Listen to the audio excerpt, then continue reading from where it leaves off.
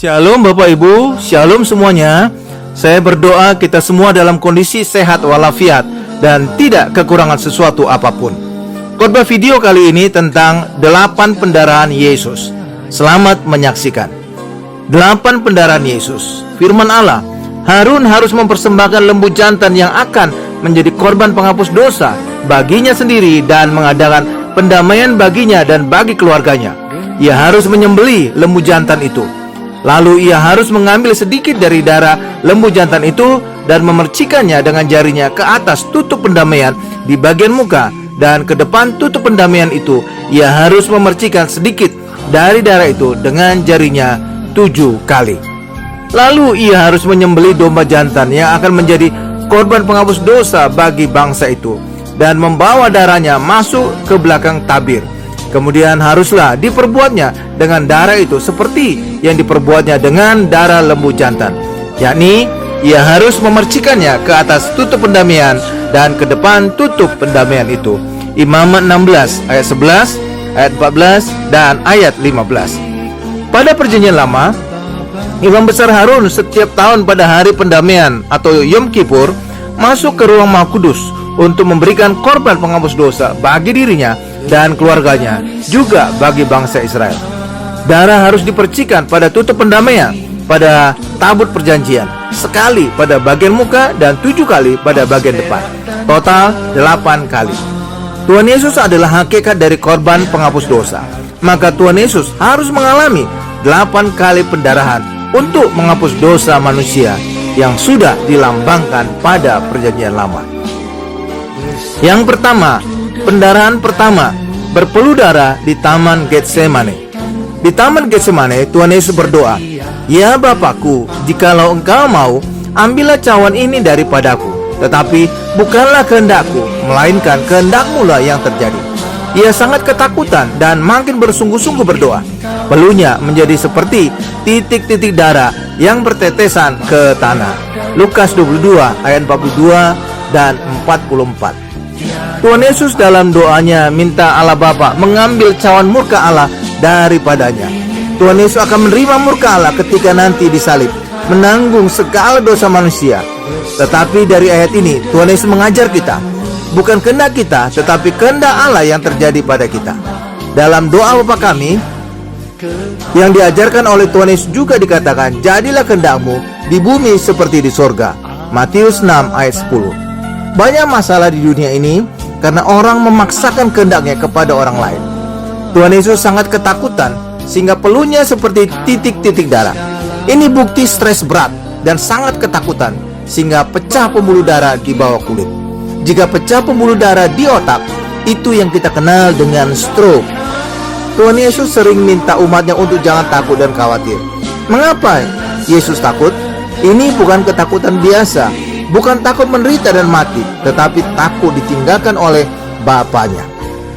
Di atas salib Tuhan Yesus berseru, "Eli, Eli, lama sabatani." Artinya, "Allahku, Allahku, mengapa engkau meninggalkan aku?" Matius 27 ayat 46. Tuhan Yesus tahu Mesias harus menderita untuk masuk ke dalam kemuliaannya. Lukas 24 ayat 26. Ada yang berkata, di Taman Eden oleh dosanya Adam telah membuat tanah menjadi terkutuk. Tetapi di Taman Getsemane oleh tetesan darahnya Tuhan Yesus telah menguduskan dan membebaskan tanah dari kutuk. Itulah sebabnya orang Kristen yang di dalam Tuhan Yesus, tanah tidak lagi terkutuk bagi mereka. Tanah dan usaha pekerjaan mereka akan selalu diberkati dan berhasil. Untuk mengenang pergumulan Tuhan Yesus di Taman Getsemane ini, telah didirikan gereja yang bernama Basilica of the Agony, gereja penderitaan, atau nama lainnya The Church of All Nations, gereja segala bangsa, yang berada persis di sebelah Taman Getsemane. Yang kedua, pendarahan. Kedua, darah oleh bilur di tubuh. Lalu ia membebaskan Barabas bagi mereka, tetapi Yesus disesanya, lalu diserahkannya untuk disalibkan. Matius 27 ayat 26. Oleh karena Pilatus ingin memuaskan hati orang banyak itu, ia membebaskan Barabas bagi mereka, tetapi Yesus disesanya, lalu diserahkannya untuk disalibkan. Markus 15 ayat 15. Mereka menyesa dan membunuh dia, dan pada hari ketiga ia akan bangkit. Lukas 18 ayat 33. Lalu Pilatus mengambil Yesus dan menyuruh orang menyesa dia. Yohanes 19 ayat 1. Keempat Injil, Matius, Markus, Lukas, dan Yohanes, mencatat bahwa Tuhan Yesus disesa atau dicambuk. Karena disebutkan oleh keempat Injil, ini bukti Allah menganggap peristiwa ini sangat penting. Mengapa? Karena oleh bilur-bilur Tuhan Yesus, segala penyakit kita telah disembuhkan. 1 Petrus 2 ayat 24. Ini adalah pendarahan kedua yang terjadi pada tubuh Tuhan Yesus. Yang ketiga atau pendarahan ketiga, darah di kepala karena mahkota duri. Mereka menganyam sebuah mahkota duri dan menaruhnya di atas kepalanya. Lalu diberikan dia sebatang bulu di tangan kanannya. Kemudian mereka berlutut di hadapannya dan mengolok-olokkan dia. Katanya, "Salam, hai Raja orang Yahudi." Matius 27 ayat 29. Mereka mengenakan jubah ungu kepadanya, menganyam sebuah mahkota duri dan menaruhnya di atas kepalanya. Kemudian mereka mulai memberi hormat kepadanya. Katanya, "Salam, hai Raja orang Yahudi." Mereka memukul kepalanya dengan bulu dan meludahinya dan berlutut menyembahnya. Markus 15 ayat 17 sampai dengan 19. Prajurit-prajurit menganyam sebuah mahkota duri dan menaruhnya di atas kepalanya. Mereka memakaikan dia jubah ungu, dan sambil maju ke depan mereka berkata, "Salam, hai Raja orang Yahudi." Lalu mereka menampar mukanya. Yohanes 19 ayat 2 sampai dengan 3.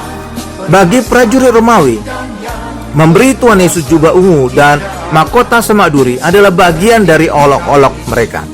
Tuhan Yesus diolok-olok sebagai raja karena tuduhan imam-imam dan ahli Taurat atas Yesus kepada Pilatus adalah Yesus menyebut dirinya raja orang Yahudi, menyaingi kaisar Romawi. Terjadi perubahan karena awalnya tuduhan yang membuat mahkamah agama menghukum mati Yesus adalah karena Yesus menyebut dirinya Mesias dan anak Allah. Matius 26 ayat 63 sampai dengan 65. Tetapi itu bagian dari rancangan Allah. Di Taman Eden, Allah mengutuk tanah akibat dosa Adam, sehingga tanah menghasilkan semak duri dan manusia kerja keras yang sia-sia. Dengan Tuhan Yesus bermahkota semak duri, maka kutuk semak duri dicabut dari hidup kita.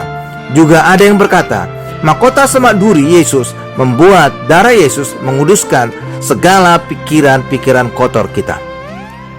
Kain kafan dari Torino adalah sepotong kain yang memiliki gambaran seorang pria yang tampak telah disiksa secara fisik yang sama dengan siksaan penyalipan. Kain ini disimpan di kapel kerajaan di Katedral Santo Yohanes Pembaptis di kota Torino, Italia. Sebagai peringatan tempat Tuhan Yesus diolok-olok oleh prajurit Romawi ini, telah didirikan suatu kapel dekat dengan tempat pengadilan Pilatus, dan mulainya Tuhan Yesus memikul salib. Yang keempat, pendarahan keempat dan kelima, darah pada kedua tangan. Alkitab tidak mencatat saat Tuhan Yesus dipaku di salib pada tangan dan kakinya. Tetapi dari film The Passion of the Christ, kita bisa menyaksikan betapa ngerinya peristiwa itu. Bersama dengan dia disalib dua orang penyamun, seorang di sebelah kanan dan seorang di sebelah kirinya. Matius 27 ayat 38. Sebenarnya Tuhan Yesus menggantikan kita dihukum salib akibat dosa-dosa kita.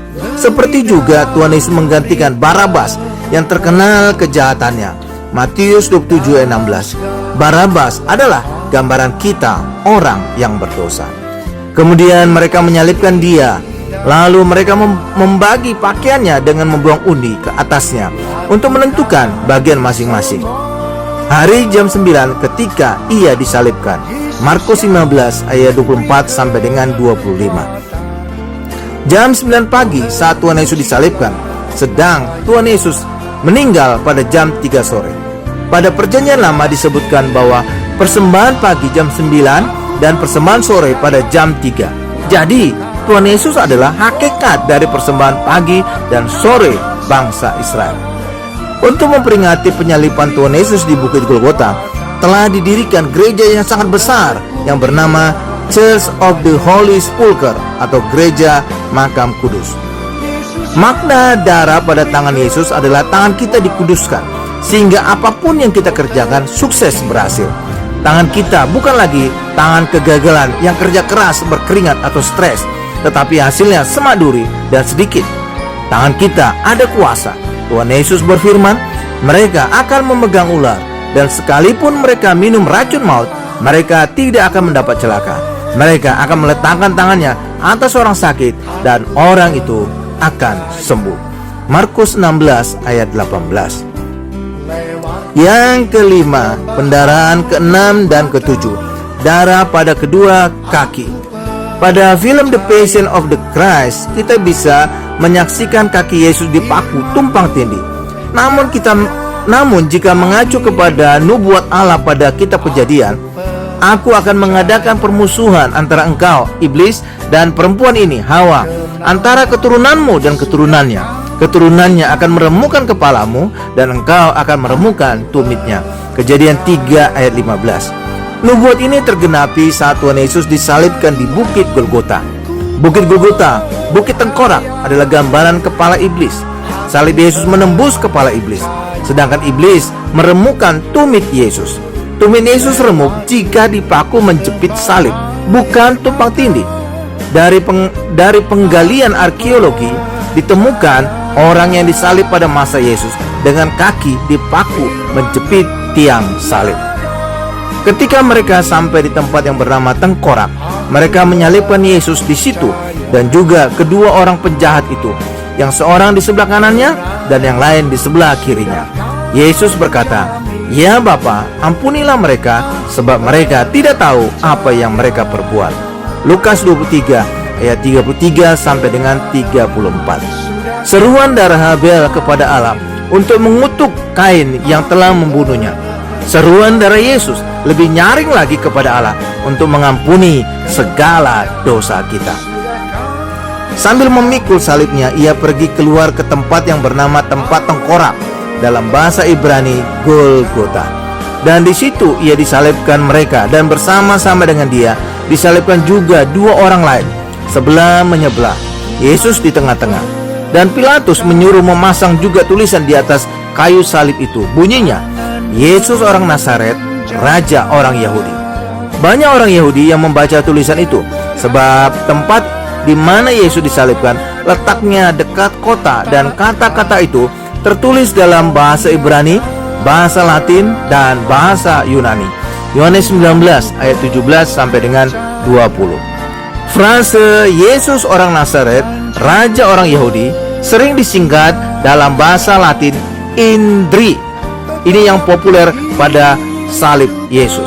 Singkatan yang lebih punya makna adalah dalam bahasa Ibrani, yaitu YHWH, Yahweh.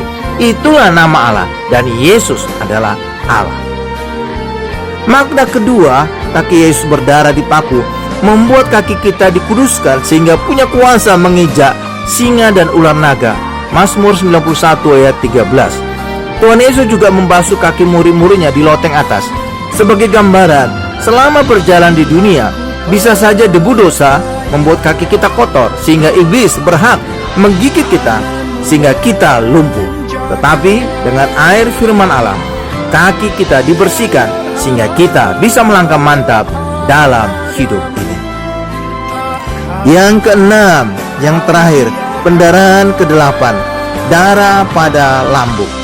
Karena hari itu hari persiapan, dan supaya pada hari Sabat mayat-mayat itu tidak tinggal tergantung pada kayu salib, sebab Sabat itu adalah hari yang besar, maka datanglah orang-orang Yahudi kepada Pilatus dan meminta kepadanya supaya kaki orang-orang itu dipatahkan dan mayatnya diturunkan.